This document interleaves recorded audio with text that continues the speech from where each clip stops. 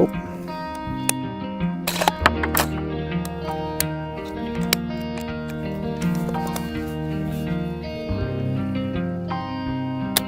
Howdy folks, you're watching Deuce.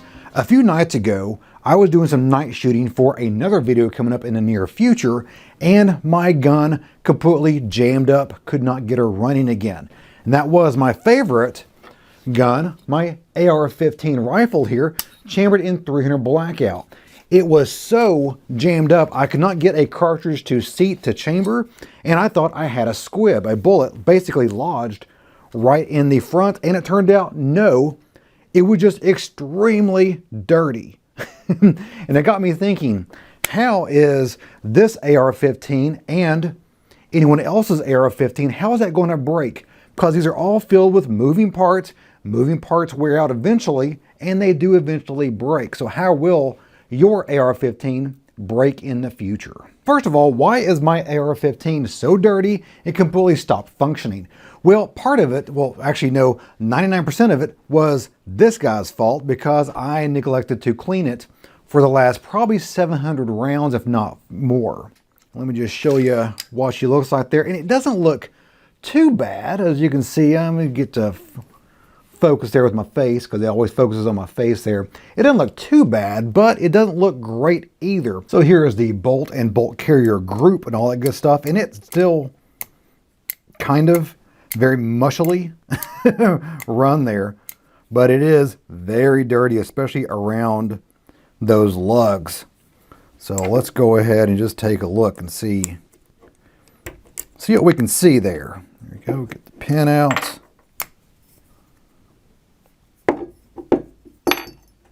Well, the fire pin fell out pretty easily, so that's a good sign that it's not too bad inside here. But let's just go ahead.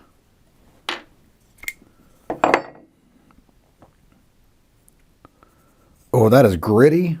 Oh, feels like sand. This upper here is designed to be suppressed. It's designed to be run as a suppressed rifle. So far, I've always been able to get away with not being diligent in my maintenance for it because I've been running a Silencer hybrid suppressor, which, if you're aware, this is a 46 caliber can. It is a much larger hole through it than the 30 caliber of the 300 blackout that rifle's chambered in. Recently, if you watch my channel much, you'll know that I also picked up a 30 caliber CMMG suppressor. It is the same weight, but far smaller, and actually suppresses quite a bit better than the big old mamma jamma of the Silencer hybrid. But the problem is, this offers a little bit more back pressure, forcing more crud back into the action of the AR-15 versus the Silencer, which kind of lets it go out the front because it's got a bigger hole in it. Let's see if I can get a good picture of that. You can see right there is that one of those holes is much bigger than the other one. The hybrid is much bigger, letting more gas through the front of the suppressor versus the CMMG silencer. So keep your AR-15 lubed and cleaned. Great, that's easy. But where else will it break? Most of the first thing that's going to break is going to be the bolt or parts of the bolt. So let's take a closer look at that. Here is the business end of a clean bolt, so you can see a little better. And the first thing that's probably going to wear out is your extractor. That's this little hook right here that hooks onto the rim of the cartridge right there. It will hook onto that rim and pull the cartridge or pull the case out of the chamber after firing. Now, that little hook right there is very small, very sharp, and will eventually wear out. Around 3,000, 4,000, maybe even 5,000 rounds, that brass with the added bit of carbon buildup will wear out or chip that little section right there to the point where it cannot grab those cartridges or grab those cases and pull them out of the chamber anymore. Luckily, the extractor is super easy to change out. It's this whole little section right here. And all I got to do is take a punch and punch that little pin right there out. And the whole thing comes out with a spring because it's got a spring in here. So replace the spring and replace the extractor with a new one because the spring will also be worn out between around 3,000 to 5,000 rounds.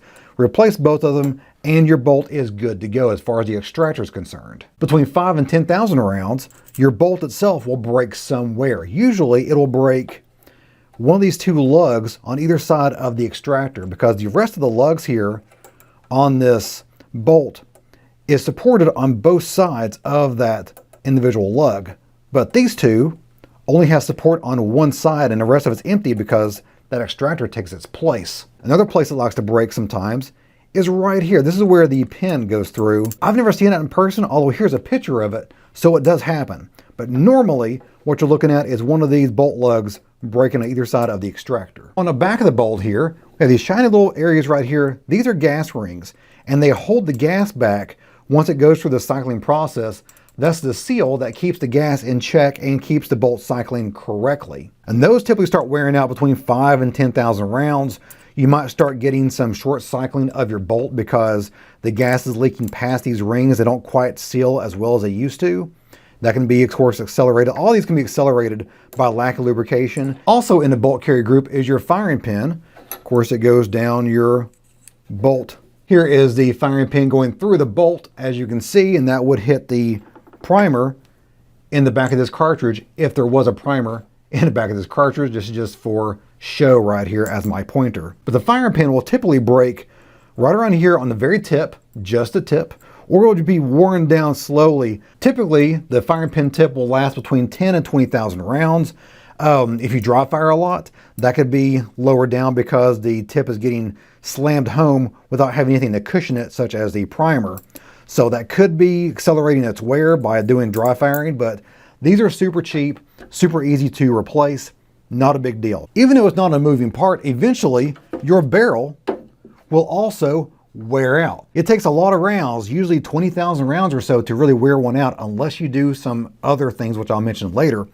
But in typical semi-auto fashion firing, you will wear out an AR-15 chambered in 5.56 in roughly 20,000 rounds before it starts getting inaccurate. It will still function as a barrel. It's not going to break, but it will become less and less accurate as it gets worn out. And where it wears out is right here and right here at the muzzle. First of all, we'll talk about this place right here. This is called the throat of the barrel, and that is where the chamber transitions to the rifled area of the barrel. And as you fire, all those hot gases will hit that area first at its hottest, at its highest temperature, at its highest pressure, and erode this little section right here much faster than the rest of the barrel. And as you go down to the rest of the barrel here to the muzzle is mostly from damage due to impacts, due to being dropped, due to being cleaned. Next up is your gas tube and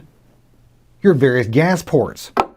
So the gas tube, that sits right inside here. Well, not on this one because this is a this is a rifle length gas system, and my 300 Blackout is a pistol length gas system. You can see that tiny little gas tube right there. Well, this one goes pretty much all the way down. The gas port that goes into the tube that transfers all the gas down here, that gets eroded out and gets elongated and eventually leaks out gas to where it's not pushing the bolt back. It's just leaking out near the front of the firearm. Now this gas tube sits inside a gas block. You see a little hole right there. That will also elongate out and completely open up. Now some gas blocks are aluminum and they wear out way quicker. We're talking 2,000, 3,000, 4,000 rounds, maybe, probably less than that actually. So if you've got an aluminum gas block, keep an eye on it. It will start crapping out on you way earlier than these steel ones. These steel ones are good for 10 to 20,000 rounds. And the same thing happens with the barrel. You can see right there, that little tiny hole right there is the gas port drilled into the barrel. And that will also elongate and erode away to the point where the gas is leaking out of the sides here and dirtying up everything, carbonizing the whole inside here. At this point, you've heard me say between 10 and 20,000 rounds for the barrel and for the general gas system and gas componentry. And that is correct if you're firing on a semi-automatic basis. But because of how common and popular forced reset triggers are becoming, you can pretty much mag dump almost as quickly as full auto nowadays, and that drastically accelerates the erosion of the throat on the barrel and in the gas system. So just keep that in mind. I'm not telling you not to do it, I'm just telling you to expect the expected. And now let's get to the crazy oddball stuff. First of all, I bet many of you have never seen in person a plumb crazy lower, but Here is one right here. And yes, it's still mostly intact. The problem with the Plum Crazy lowers, which this is one of the first polymer, like production-made polymer lowers for the AR-15. The problem with the Plum Crazy lower was the fact that while it was polymer, and polymers can be strong, you have to design the item to be polymer. Plum Crazy just took the exact replica of a aluminum lower and made it out of plastic. So obviously the stress points are the same, but the material can't take those stress points nearly as well as the aluminum can. The Plum Crazy lowers, they broke in one of two places. Number one would be the front pivot pin right there. Now my pivot pin did break, but luckily the pivot holes, or whatever the hell those are called, were still intact. The second place where a Plum Crazy lower breaks often is right here at this webbing between the buffer tube and the rest of the action. In order to emphasize how important it is to design your item for the materials being used, here is a common DIY version of the lower, and you can see quite a big difference between the meat on the walls, how thick the walls are on this. Near the buffer tube, they got this huge fin here. It's almost like a flying buttress that reinforces this whole rear end area. And to make it even stronger, they've started to incorporate the grip into the whole frame. So it's all one piece printed together with these two little guys up here that are replaceable, almost like a fuse in your car. In conclusion, anything dealing with your bolt carrier group, firing pin, all that stuff, around 5,000 rounds, you're gonna start seeing some issues possibly. For your barrel, your gas tube, your gas block, all that stuff, you're gonna get between 10 and 20,000 rounds before you start having major issues there. Unless you'll have to go hog wild with the FRT triggers. But beyond that, make sure you just keep her cleaned and lubed, and she should be good to go for as long as they're designed to go. Well guys, that's for me today. Hope you enjoyed it. If you did, give me a like, go subscribe. A lot more is on the way. If you have any comments, questions, show what it is, leave that down in the comments down below. I try to answer as many of those as possible, and as always, you guys have a great day. See ya.